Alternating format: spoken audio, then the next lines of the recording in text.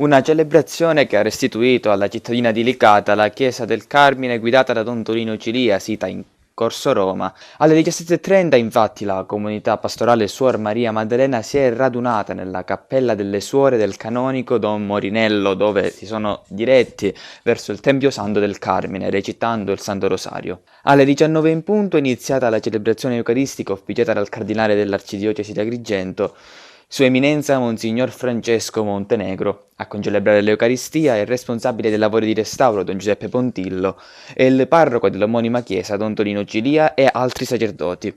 Presenti alla riapertura il sindaco dottor Giuseppe Galanti, il vice sindaco Angelo Vincenti e l'onorevole dottor Carmelo Pullara, a cui il cardinale li ha ringraziati per la disponibilità mostrata e per la presenza. Monsignor Montenegro ha inoltre detto grazie al prefetto, al parroco e al soprintendente per lo spirito di abnegazione, impegni e volontà mostrato in questi 2 anni di intenso lavoro. Per l'occasione lo abbiamo sentito ai nostri microfoni. Che questa chiesa appartiene al ministero e quindi il proprietario di questa chiesa è il ministero, però visto che ci siamo anche noi e che noi la occupiamo e svolgiamo le nostre funzioni, siamo interessati perché la chiesa resti aperta e stasera con gioia finalmente siamo riusciti ad aprirla.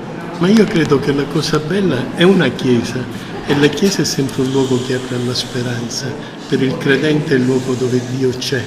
È una chiesa bella e di oggi di bellezza ce n'è bisogno e quindi se davvero sappiamo guardarla, ecco che il cuore migliora, perché bellezza più presenza di Dio vuol dire più vita e più colore.